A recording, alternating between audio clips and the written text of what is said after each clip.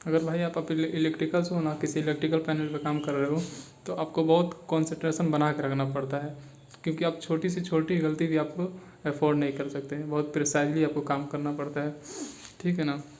आप थोड़ी भी लापरवाही नहीं कर सकते।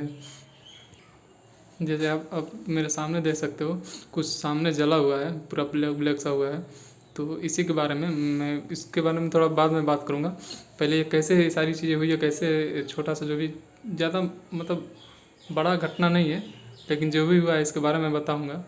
पहले स्टार्ट कैसे हुआ है उसके बारे में बात कर लेते हैं। तो सबसे पहले मैं बताऊँगा इस वीडियो में टाइमर कैसे काम करता है, ठीक है। ये वीडियो पूरा टाइमर के ऊपर होने वाला है। स्टार डेल्टा में जो टाइमर का क्या रोल है, वो कैसे स्टार से डेल्टा में शिफ्टिंग करता है, और कैसे हम टाइमर को सेट कर सकते हैं, तो इसके बारे में पूरा वीडियो में बनाऊंगा। आप वीडियो में बने रहिए। जैसे देख सकते हो एक ये टाइमर है मेरे हाथ में, ठीक है ना। तो चलिए पहले इसको समझते हैं। पूरा एकदम एक एक स्टेप करके मैं फुल डिटेल में समझाऊंगा, एकदम अच्छे से एक्सप्लेन करूँगा। अब बस बने रहिए देखिए। तो सबसे पहले ना इसके हम A1 A2 को समझ लेते हैं। तो यहाँ पे देखिए, यहाँ पे पूरा क्लियर लिखा हुआ है, ठीक है ना। A1 पे देखिए, यहाँ पे A1 दिया है और A1 A2 है ना, यहाँ पे दिया है supply A1 A2 230 volt AC, ठीक है ना। यहाँ पे क्लियर लिखा हुआ है। तो मतलब इसके कोयल को एनर्जाइज करने के लिए, इसको ऑपरेट कराने के लिए 230 वोल्ट AC 240 वोल्ट AC चाहिए, ठीक है ना। अब इसके जो NONC कॉन्टैक्ट हैं और टाइमर है, मतलब कैसे टाइमर सेट करते हैं, पहले NONC कॉन्टैक्ट के बारे में हम समझ लेते हैं। देखो, दो इसके कॉन्टैक्ट हैं, मतलब दो कॉयल हैं, तो जाहिर सी बात है एक NO एक NC होगा। तो देखो यहाँ पे दिया है, देखो ये डायग्राम देखो, 15 नंबर 16 नंबर 18 नंबर, ठीक है। फिर 25 26 28।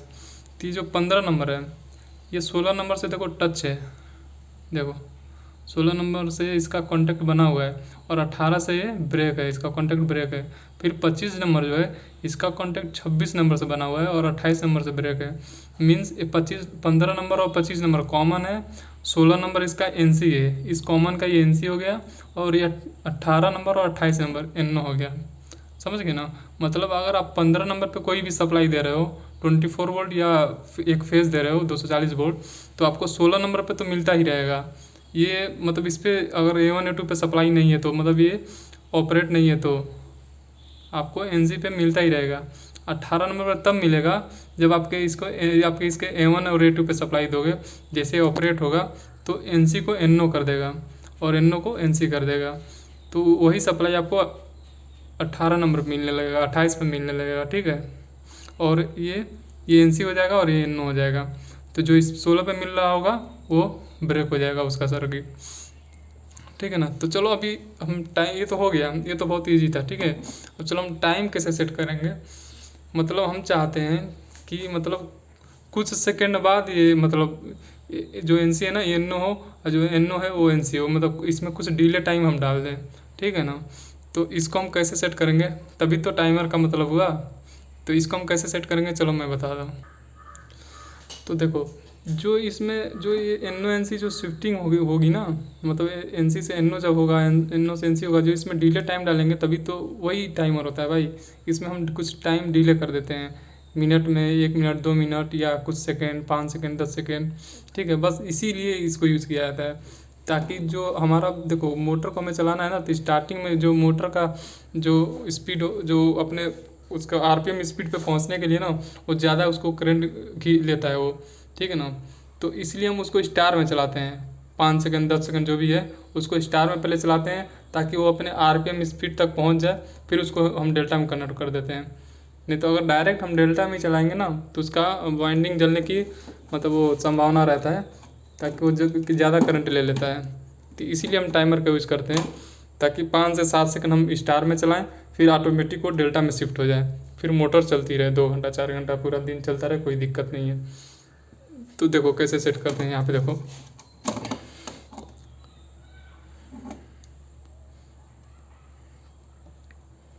पहले स्विच मैं दिखा देता हूँ, ठीक है ना। पहले स्विच यहाँ से देख लो, इसको समझना ज़रूरी है।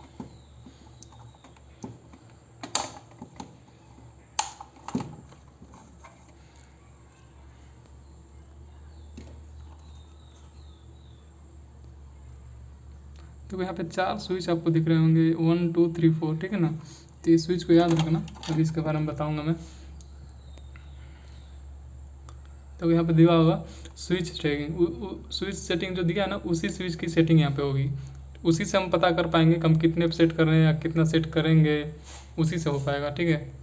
तो देखो यहाँ पे पहले देखो जो स्विच है ना उसके बारे में दिया है। अगर स्विच ऊपर है और स्विच देखो ऊपर है तो ऐसा रहना चाहिए, ठीक है ना, ऐसा दिखेगा। मतलब यहाँ पे अगर ऐसे है, 1 नंबर ऐसे है और 2 नंबर ऐसे है, तो क्या होगा, ये उसकी सेटिंग दिया है। मतलब ये अप हो गया, ऊपर वाला अप समझ लो और नीचे वाला डाउन समझ लो, ठीक है ना। तो यहाँ पे देखो 1 नंबर अगर नीचे है और 2 नंबर ऊपर है तो ये 30 सेकंड पे सेट है। मतलब इसकी जो पूरी जीरो से, यहाँ पे मैं दिखा रहा हूँ, देखो यहाँ पे 0 से 30 तक जो नंबर्स दिए हैं ना, मतलब ये 30 सेकंड, 0 से लेकर 30 सेकंड पे सेट है। अगर 1 नंबर, ये याद रखना, ये 0 से 30 याद रखना, ठीक है। देखो यहाँ पे अगर 1 नंबर नीचे है और 2 नंबर ऊपर है ना, तो 0 से 30 सेकंड में ना वो 30 ही सेकंड तक सेट है। मतलब उस पर अगर 15 पे सेट कर दोगे तो 15 सेकंड बाद वो स्विच होगा, 10 पे कर दोगे तो 10 सेकंड बाद वो स्विच होगा। और फिर वहाँ पे फिर 1 को अगर ऊपर कर दोगे और 2 को नीचे कर दोगे तो वो जो 30 है ना वो 60 हो जाएगा। मतलब अगर 15 में सेट करोगे ना तो 30 सेकंड बाद वो स्विच होगा। आप वही 7 पे सेट करोगे ना तो वही 15 सेकंड के आसपास जाके वो स्विच होगा, ठीक है ना। और देखो यहाँ पे ये 3 नंबर और 4 नंबर है ना, अगर 3 नंबर को आप डाउन कर दिए और 4 नंबर को अप कर दिए तो यहाँ पे देखो लिखा है पॉज टाइम, ठीक है ना। तो ये 50 मिली सेकेंड तक ये पॉज रहेगा, ठीक है ना। यहाँ पे पॉज टाइम दिया ना। और फिर वही 3 नंबर को अगर ऊपर कर दोगे, 4 नंबर को नीचे कर दोगे तो 100 मिली सेकेंड तक ये पॉज रहेगा। मतलब जो जो भी आपने इसमें सेकेंड यहाँ पे टाइमिंग सेट कर दिया आपने 1 2 पे, मेन तो वही है। आपने जो भी मतलब 60 सेकंड तक या 30 सेकंड तक ये टाइमर है, जो भी आपने इसको घुमा के सेट कर दिया, तो उसके बाद उसमें जो पॉज टाइम देना चाहते हैं आप ना, तो यहाँ से आप दे सकते हैं, ठीक है ना। तो मान लीजिए मैं दिखा रहा हूँ यहाँ पे 1 नंबर नीचे और 2 नंबर ऊपर, मैं करके एक बार आपको करके दिखा रहा हूँ।